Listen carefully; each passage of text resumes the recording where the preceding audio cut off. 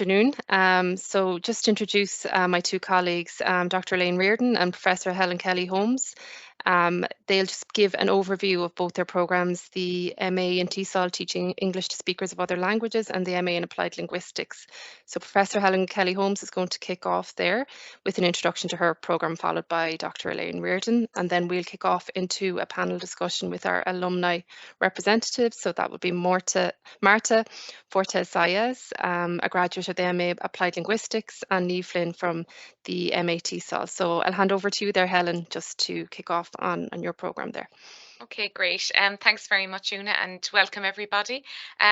There's some crossover between the programs, and I suppose what we want to maybe focus on today are the kind of key differences in the area, and maybe just tell you a little bit more about each program. So we're not going to go into major detail because, again, that's available on the website, but just to give you a flavour of sort of what the distinctions are in the different programs. So I'm going to talk first about the MA in Applied Linguistics International. Some of you possibly know what applied linguistics are, some mightn't, and I know some of you will have done some linguistics already in a previous degree. You don't have to have done linguistics in your degree in order to do the MA in applied linguistics, but what I generally would do then is I would recommend some reading to you in advance of starting, and also perhaps that you would take certain modules, even just on an audit basis, that you would sit in on some modules that would build up your knowledge about linguistics. So linguistics is the study of language and the system of language, things like grammar, how words are formed, how sentences are put together, all sorts of things like that. But applied linguistics then is studying really the application of language to the real world, in a sense of kind of trying to understand problems within the world and trying to solve problems. And those problems arise in all sorts of places, in schools, but also in workplaces. So we have a focus on workplace language and discourse and interactions. Organizations, healthcare is a major setting of focus for applied linguistics. So I suppose it's within the classroom, but also applied linguistics focuses on has a much wider remit than just sort of classroom issues around language. So it's taking that knowledge about language and trying to help to improve communication, to solve issues around equality and inclusion, to help with getting information to people who need that information. So there are general modules. So everybody takes sort of Applied Linguistics 1 and 2, which are a general introduction to the area. And again, as I said, building on knowledge that you already have or knowledge that you're acquiring. And you'll also take a research methods module, which will prepare you for your internship or your dissertation, and a number of modules like that. And then you can specialize in certain areas. So areas like pragmatics. Pragmatics is around language in use, studying language in its context of use. Translation is a very popular specialization within the MA. Other areas are pedagogy, so you can take some of the electives from the MA TESOL if you're interested in pedagogy in particular. You can take a language elective in French, German, or Spanish, and also areas like language policy, which are perhaps more immediately applicable to workplaces and organizations, and putting a framework together for solving language problems there and implementing solutions. Why we call the course international is, I suppose, first of all, we have the option to do language modules and to continue on with language modules.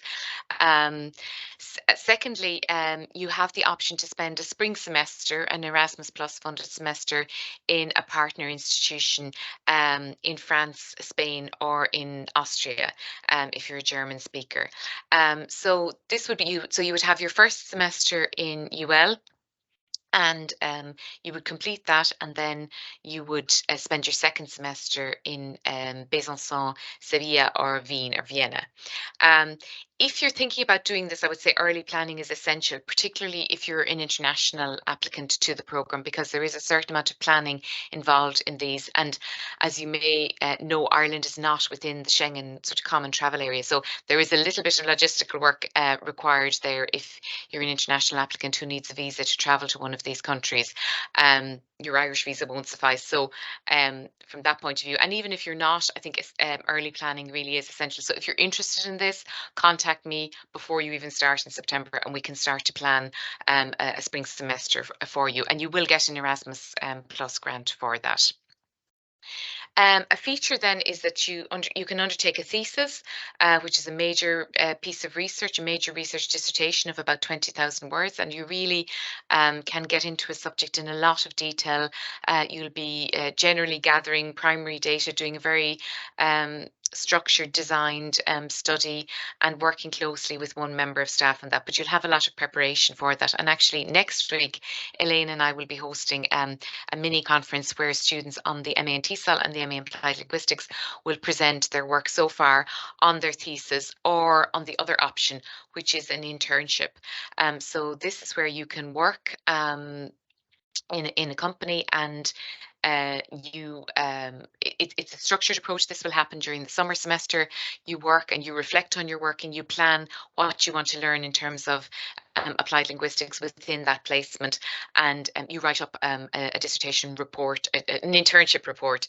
So that's the alternative to the research dissertation. So one is where you're really going to go in depth in research, and the second is where you're going to be working and reflecting on how your learning from applied linguistics impacts on that, and vice versa.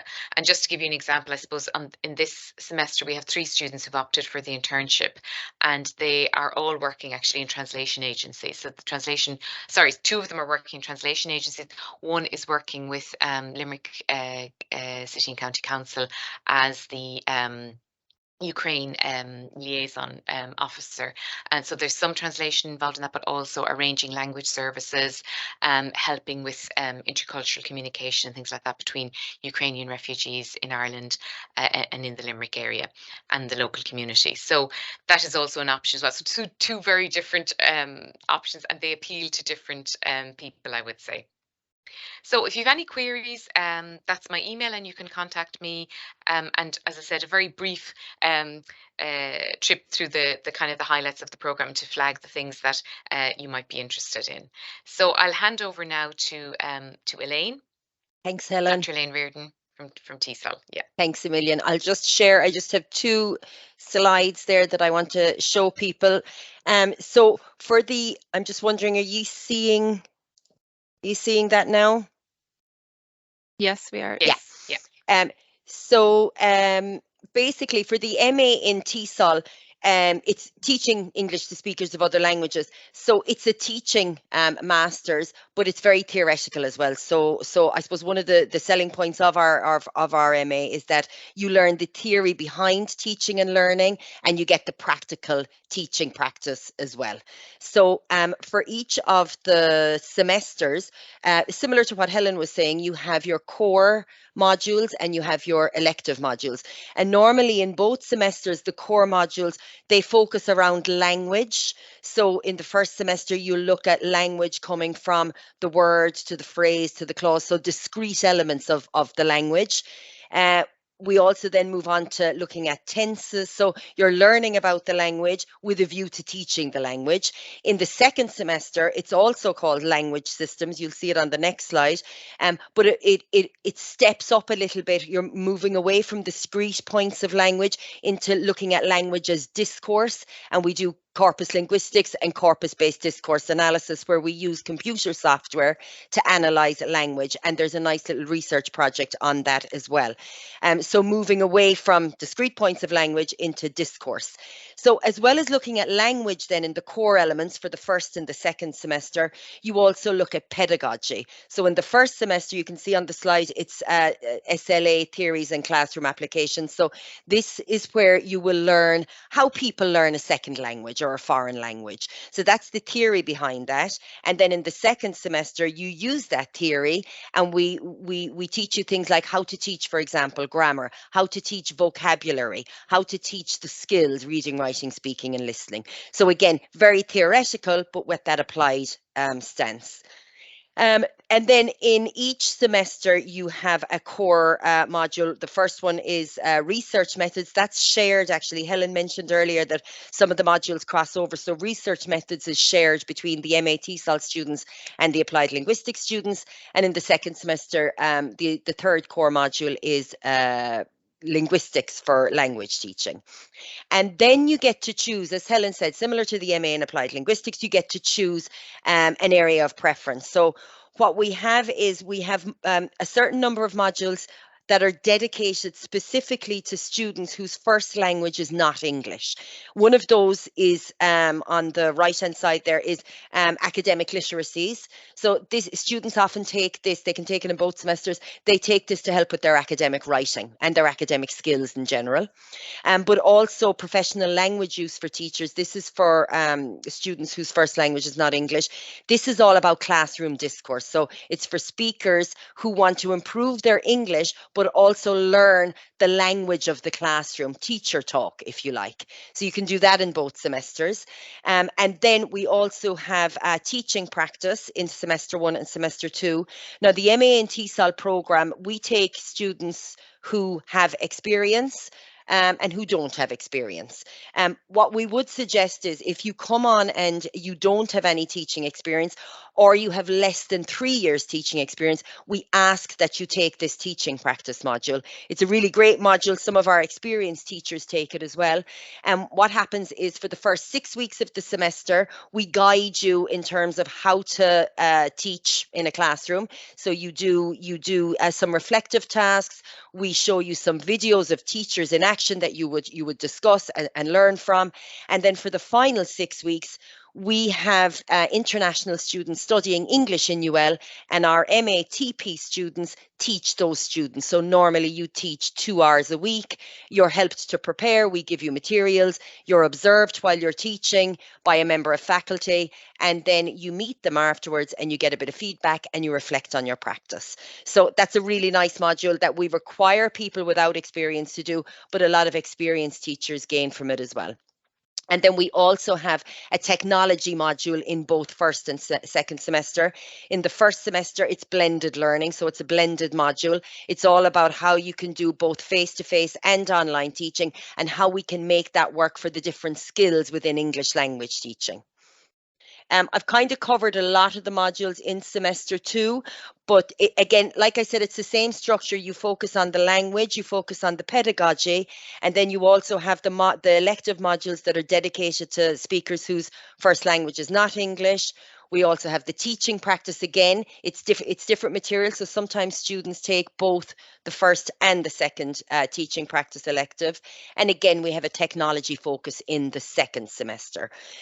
Similar to the MA in Applied Linguistics, in the third semester, your summer semester, you also have the option of doing the dissertation, where you carry out a piece of research, as Helen said earlier, or you can do an internship as well, instead of the dissertation. And with the internship, similar to the MA in Applied Linguistics, you would also write a report based on this. Normally, our students go into language schools. Some of them go into universities. Some of them do voluntary services. For example, we have a few students this year working with the Ukrainian refugees in Ireland at the moment.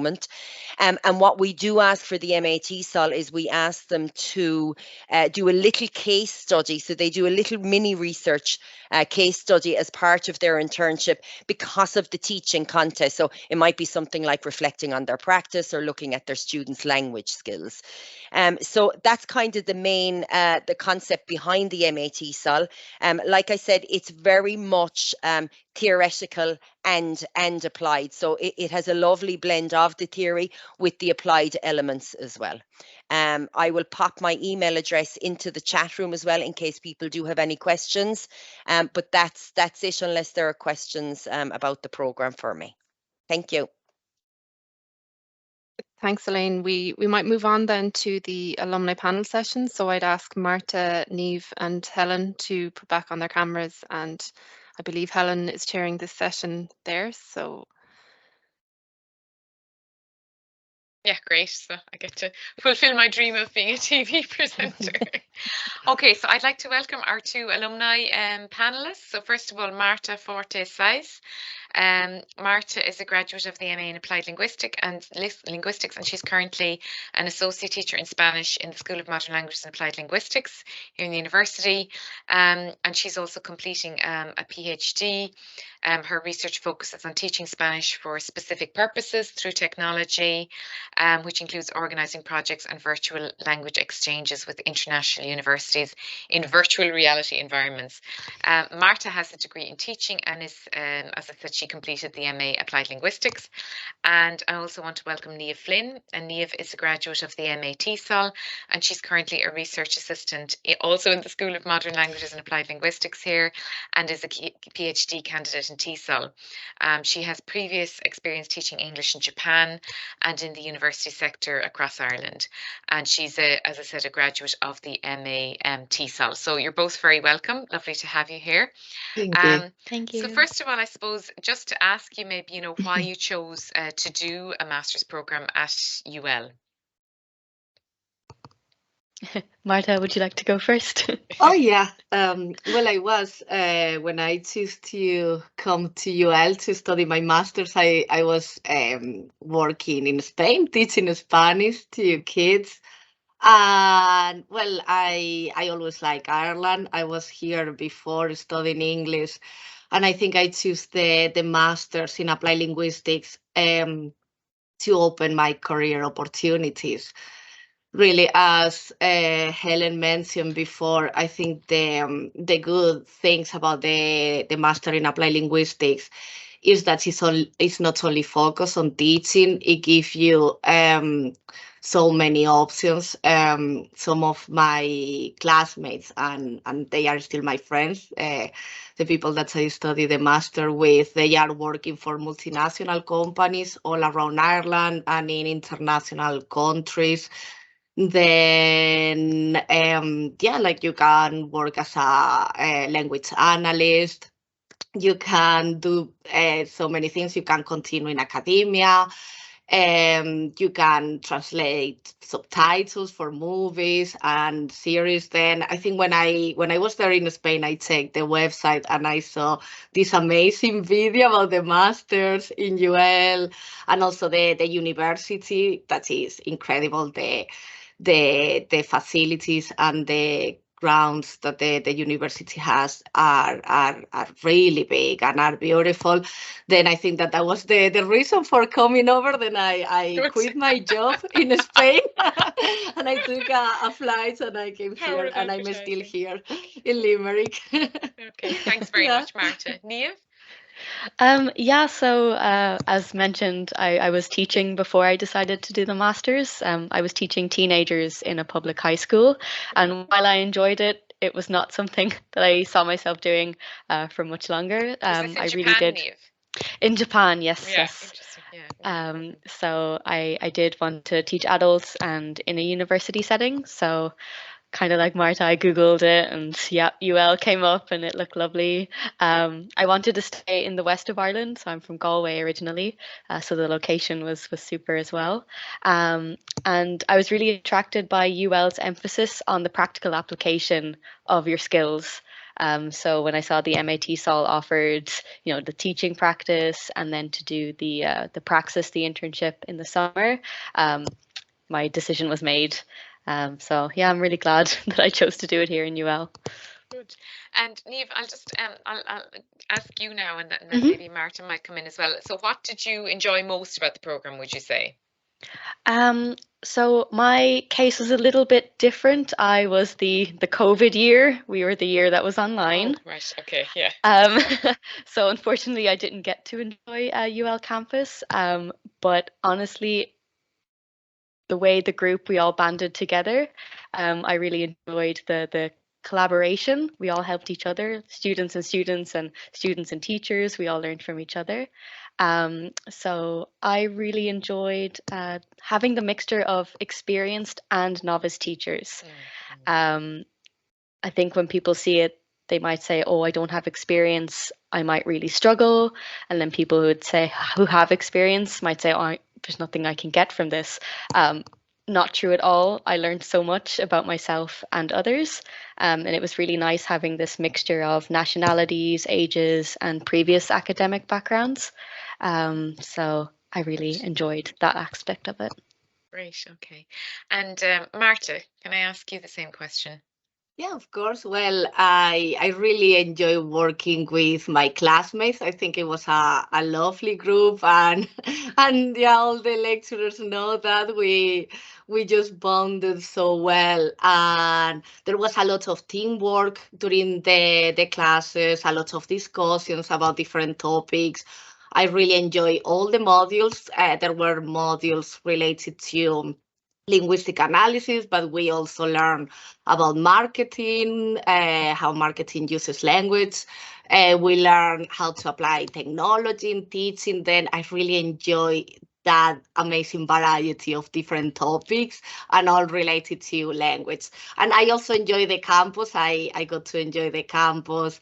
There are many options for postgraduate students if you come to study in UL. You have like an area where you can have lunch and you can talk to other postgraduates. You also get vouchers where you can get food more cheaper as well. And you have like societies that you can join. You can do a lot of extra curricular activities after your studies. Then, yeah, there is so much more besides all the amazing things that the master offers. There is a lot that the campus offers for all the students. Good, good. And Niamh, I mean, I don't know if you had anything to add there about kind of supports for postgrads or anything that was particularly useful for you. Yeah, definitely the library support.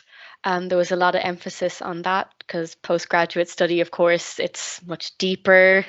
There's a lot more being asked of you, and having that support from the very beginning was so helpful.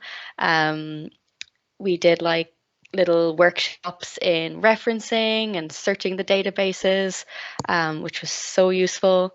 And there's also like a really great network. I think Marta kind of touched on this as well, of past graduates, the alumni. We're always in contact with them. I'm still in contact with people from my year. So that was a nice support as well there. Yeah. I think even with staff, there's a different relationship, isn't there? Because it's it's a much smaller group, and I think you work so much more closely with your with the fellow students, and we really have in-depth discussion in class. Yes. Almost like the time runs out, so it's just a much smaller group and a more intensive experience, I think, with and that creates kind of long-term relationships as well, I think. The library is a good place to ask you about your dissertation research and what that kind of led on to. So can I ask you a little bit about what you did, if you did an internship or a dissertation, and what that was about and what that led on to? Yeah.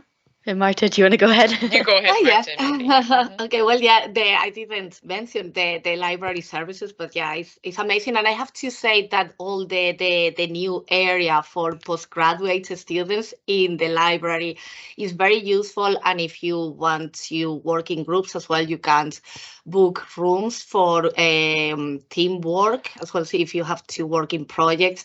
And yeah, we were always studying in the library there in the postgrad area. And I did, well, my dissertation was on minority languages. I'm coming from a region where we speak Catalan, the Catalan language. Then, well, our dialect is called Valenciano. There are many dialects in Spain. And I was trying to analyze the attitudes and identities of people in my region, why they are more positive about like using the dialects in their normal life, or why they are not as keen to use the dialects. Yeah, now I've moved away from this topic, and I think like that's something I would like to recommend to all the people who are going to do the masters, is to think a lot about your dissertation topic. I really love my dissertation topic, but I found it very difficult, and I had to do a lot of translation because all the work was done in Catalan and I had to translate it into English. And I think like it's something important maybe to think about a topic that maybe you can use in your future job position, or if you want to continue into a PhD, because it's a big piece of work. It's that 20,000 words. Then if you want to continue researching, maybe, yeah, give a thought, take some time before you just jump into any topic. Yeah. Good, great. Thanks, Marta. How about you, Niamh? Yeah, so it's kind of funny now reflecting on this. I avoided the dissertation. I was very much going towards the praxis, doing the internship, because I was thinking ahead. You know, I wanted to get more university experience, to be able to work, I suppose, once I had graduated. So I looked at academic English, so English for academic purposes, and how that was taught at another university here in Ireland. So it's funny now that I've come back around to the research, doing PhD on something completely different. But all the skills that I gained there have been very useful. And did you do that via an internship or via Yes, dissertation? internship. Okay, so you were actually teaching and Yes. observing and Mhm. yeah. How I mean, did you find compared now, say, to sort of more book-based research, you know, how did that sort of compare? I think they're completely different and also very similar. Like it's a different kind of work, but the workload is still, you know, it's intense. I suppose with the internship, there's more reflection on what I'm doing, and then for the research, it's more looking at what others do and then how I interpret that. So yeah. Good, great. Okay, good. And I suppose, you know, what do you think in terms of your skill development? What would you say were the kind of the main things in terms of skills that you developed through the MA? Marta, maybe you might take that. Yeah, well, some of the main skills I developed was how to conduct research. As I mentioned, our master is it's not only, well, there is many focuses on the master, but we practice a lot of research, and that was amazing. Then that really informed my future of continuing academia and continue doing my PhD and my research. But also, like I learned many things. I coordinate Spanish for Business modules in the University of Limerick. Then I have to apply a lot of technology. And one of the modules was that how to improve teaching through technology. Also, as I mentioned before, how publicity uses language, and I use that a lot with my students, and they love that part. How publicity in Spain, they uses the Spanish language to advertise products. And I also took some modules about how to teach Spanish in higher education, which is very useful for my current job. And you can also choose like French or German. Then if you want to teach in a second language in higher education, they will give you the tools that you need, like to develop materials and how to approach these classes. Great. Okay. Thanks, Marta. How about you, Niamh? I know you had already quite a bit of experience as well, like Marta, in teaching. Yeah. I think on the academic side, my writing and communication skills improved a lot, and that was through a lot of group work in the modules, which I really enjoyed. And then through reading a lot, I found that, you know, it does help. It goes hand in hand with the writing skills. So that has helped a lot for the research as well. And then in terms of your teaching, you know, do you teaching, feel you yeah, developed there oh yeah, in definitely any particular way, or yeah. So it kind of brought me back to basics, and made me much more reflective. Kind of the theory as well as, you know, I didn't know why I was making these decisions, and the theory really helped me see that. So that was great to see both of those working. And then also the emphasis on peer observation and observing actual language teachers here in UL was great. I'm not sure if other universities offer that as much as UL does, but I learned a lot from watching others and then having others watch me. So that's something I still continue to this day. Yeah, you can learn so much, can't you, from Yeah. something like that. And yeah, just on that topic then, I suppose both of you did your undergraduate degree at another university, is that right? Not at UL. So what would you say was different, I suppose, in a positive way, maybe about your time studying in UL, or what was there a significant difference? Well, for me, in my university in Spain, I didn't get as much support. And that's one of the things I will say about UL. And I always say to my friends and colleagues that the support I got through UL, through lecturers, the academic registry, everyone in the international office, it was amazing. Really, you can, as we said, because they are small groups, you get to know your lecturers, and that's very useful, especially when you come from a different country, that you can feel a bit lonely sometimes. Then you get that support in UL, and they make you feel welcome. And I think that's also something about Irish people, that they are very welcoming with other nationalities. And I really found that coming here to UL. Okay. Anything else to add, Niamh?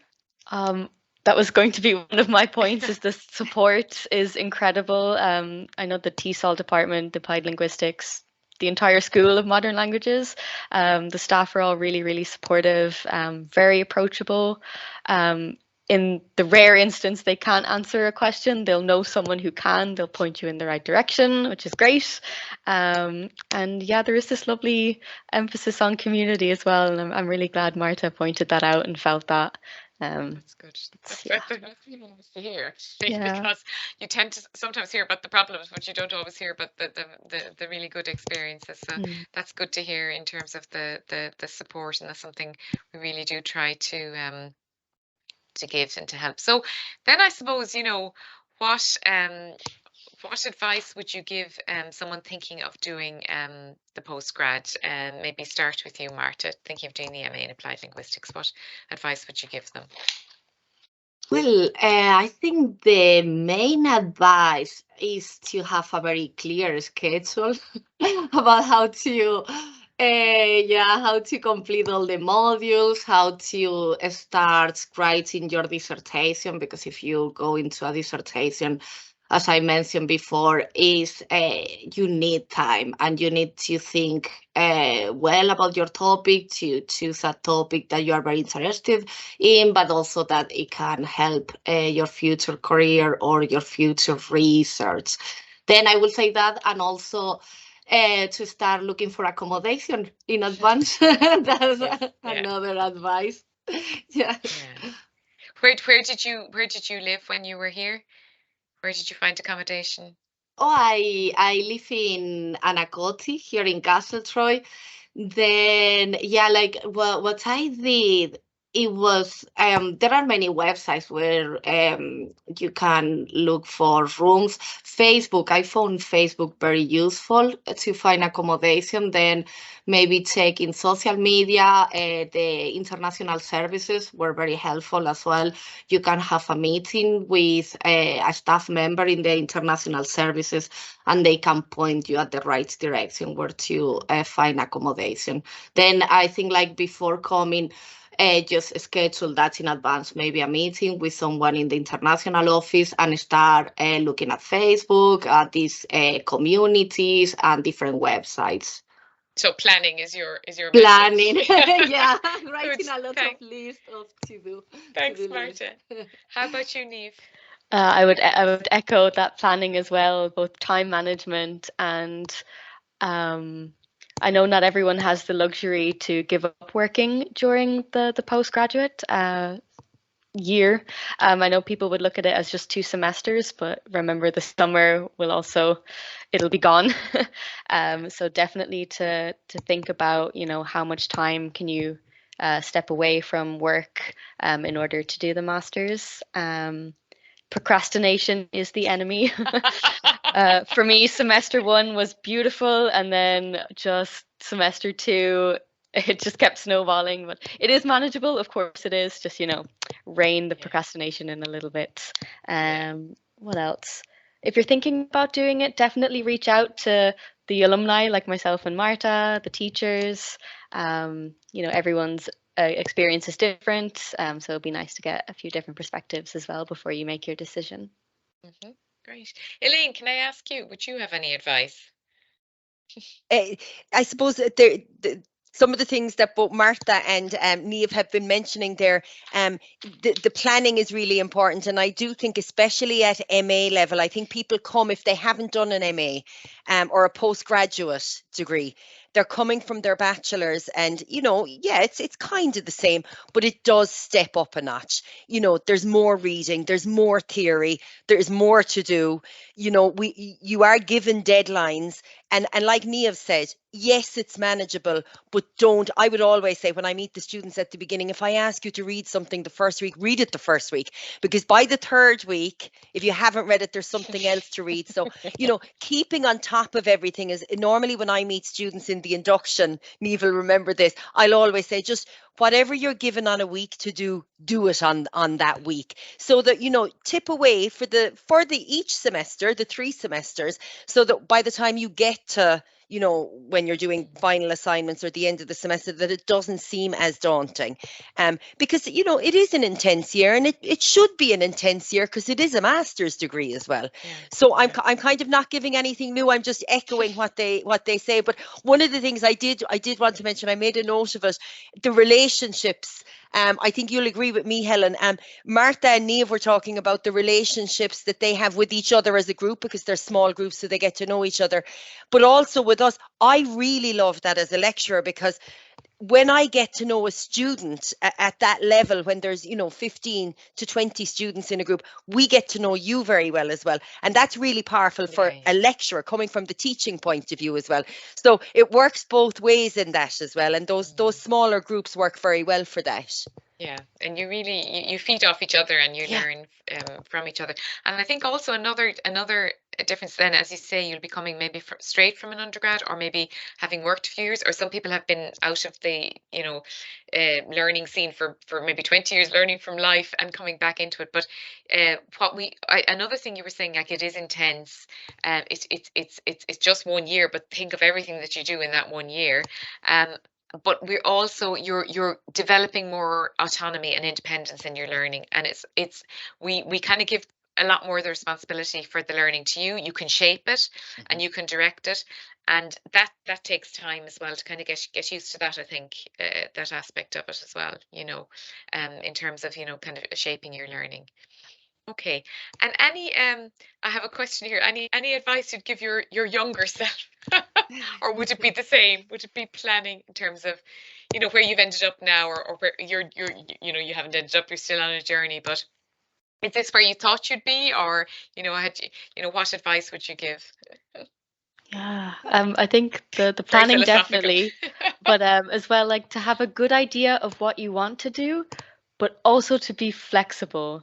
So I think for me, well, I couldn't have foreseen the pandemic. None of us could have, but just to be flexible, to be able to go around and then come back that way. And it's okay to think, or it's okay that the idea that you go in, it might change by the time you come out, and that's perfectly fine, I think. I would say that's not just fine, that's brilliant, actually. And that's education, that's learning, isn't it? Where you have a very set idea about something, and then it all gets challenged and changed. Marta? Yeah, well, I think the same than Niamh, and maybe learn as many languages as you can. I think, like, now I would love to learn so many more languages, but it's hard because I'm working full time, and I'm still doing I'm doing my PhD. I'll complete it in 2 years, hopefully. But then I will love, once I finish, to study more languages. Then I think that's one of the options you get through these masters, and also even before you start the masters, if you have the opportunity to travel, to learn more, because one of the things I tell my students now, many companies and many workplaces, they are looking for people who speaks more than one language. Then I think that's what I would have told my young self, like, yeah, learn as many languages as you can and learn from different people from different countries. I think that's an amazing thing that you get in UL. You'll meet people from countries that you've never even imagined, and that's incredible. Yeah, then open yourself to meet many nationalities. Great. And in terms of where you're hoping to end up, with the PhD completed, what are your plans then, Marta? Can I ask you first? Yeah, well, I'm hoping to end up as I am now in UL. Then that's because I had a great experience, and yeah, I see myself working in UL in the next 50 years. Then yeah, if I How about you, Niamh? I would love to stay in UL, absolutely. You if like at all the possible. higher level teaching? I do, yeah. If not, I would like to stay in Ireland, but then I do have the option of going abroad as well, which is a really nice thing with the MA TESOL. It opens up the whole world to you. So yeah. Great. Okay, well, thank you very much. That ends, unless Elaine, you wanted to add, and think that ends our our interview part. And just I suppose now we open it up to any questions that people may have. And I see a question here from Paramita, who's asking, what is the number of hours for the classes and our classes in the day or evening? So I think this is fairly standard.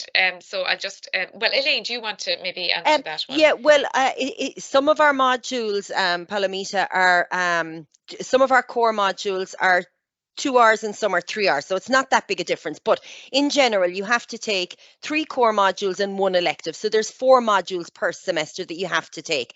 So that ranges anywhere kind of between 8 to 10 hours a week. Now that doesn't sound like a lot, and I know when people hear that they think, oh, that's totally manageable. But just remember, those 8 to 10 hours, there's always something that goes along with those as well. And just the second part, are they in the day or the evening? They're all in the day.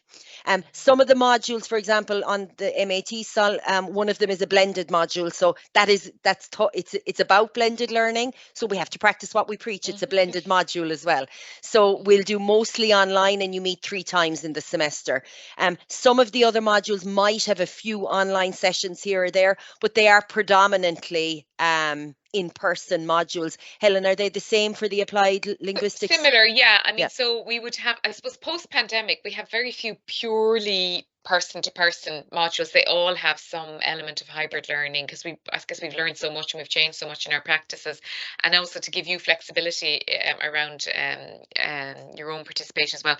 So, but I would agree with Elaine roughly there in terms of the hours. It's the same, the contact hours, and then with some modules, I'm just thinking we have a module on approaches to discourse, and we teach that in blocks. So you'll have a sort of a half-day workshop a few times a semester.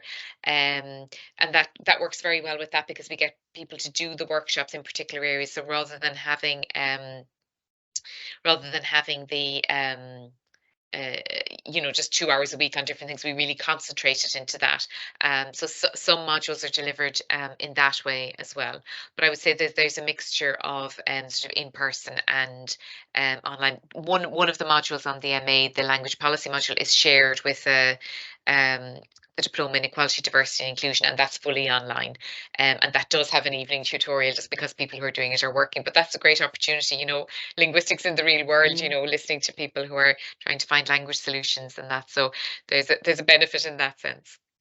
Una, I don't know if you want to come in on the part-time option there, maybe. So it depends on which both programs actually are 1 year full time. So as mentioned by Elaine and Helen, there is some, I suppose, blended elements of the programs, but it's not part time; it's a full time program for both those programs as well. So just to state that, Paramita.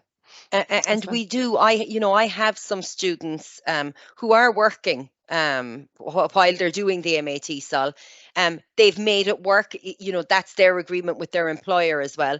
But some students do continue to work. It is difficult because you're trying to juggle both, but that's you and your time management. And if you can do that, you can do that. But we have had some students who you know, might work 2 or 3 days a week and work around their timetables, but they do need to negotiate that with their employer then as well. Can I ask if you worked, Marta and Niamh? Did you work during? I know you were during the pandemic, Niamh, so that was a bit different. Marta, were you working or did you? Yeah, no, I was working, to support myself Yeah, here in yeah, Ireland. I was Most working, students, I would say too. yeah, a and full day managed to- teaching away, and then I was managing the classes around, and then working most evenings. And yeah, I managed well. Like I had to do work in the library on the weekends, of course. But yeah, it's you can manage it if you are good at writing, making lists. That always helps. Yeah.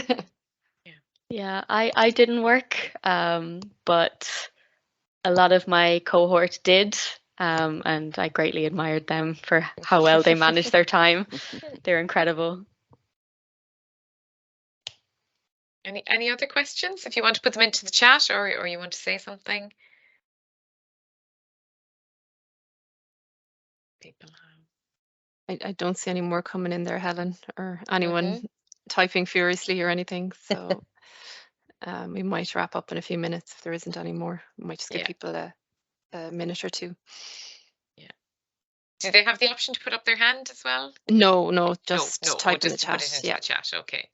Well, as I said, I know Elaine has put in her email details, and I'm just going to add mine as well now. So you can always ask, send us an email, and we'll respond. Try to be quick. And I think Niamh you're putting in your email as well, which is great because you know it's our experience in the program is very different to the students' experience or the alumni experience. So it's actually very helpful to talk to someone who's been through it and who's seen it from the other point of view. And I think you posted some profiles as well, didn't you? Yes, I did. Yeah. Profiles, and I can also send out a one-on-one consultation link if anyone wants to speak to me about the application process or anything like that. I just realized I don't have my camera on, but you can hear me in any case. But just to say that, I'll send out that link if you can book one-on-one sessions with me if you've any queries about the application process or UL in general or that sort of thing. So happy to answer those as well too. I think we might wrap up then. Okay, great. So I'll just I think that's it. I don't think there's anything else in the chat there from what I can see. So that's great. I'll just turn on my camera. Thanks everyone for joining this webinar today. I'll be sending the recording out to all of you and everyone else that signed up to the webinar itself. But as we said, if you have any further questions, feel free to get in contact with us there at the email supplied. Okay, and thanks very much, Marta and Niamh, for being so generous with your time and your experience and everything. Thanks everyone. Bye now. Thanks. Bye-bye. You might just hold on, guys, for Helen and Elaine just for a second.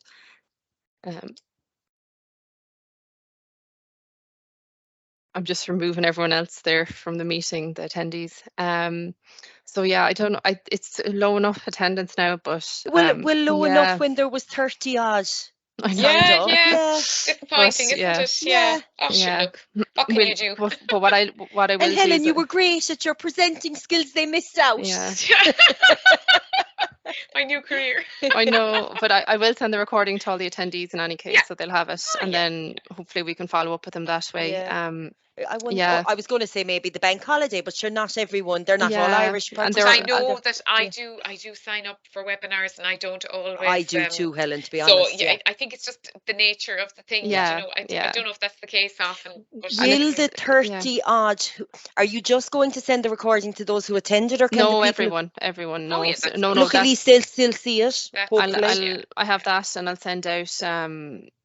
One guy got onto me there. I was admitting him to the room, but he couldn't get in for whatever way his connection was. So Teams can be a bit finicky that way. Unfortunately, we have to use it. We can't use Zoom really. I know UL Global use Zoom, which they probably shouldn't do.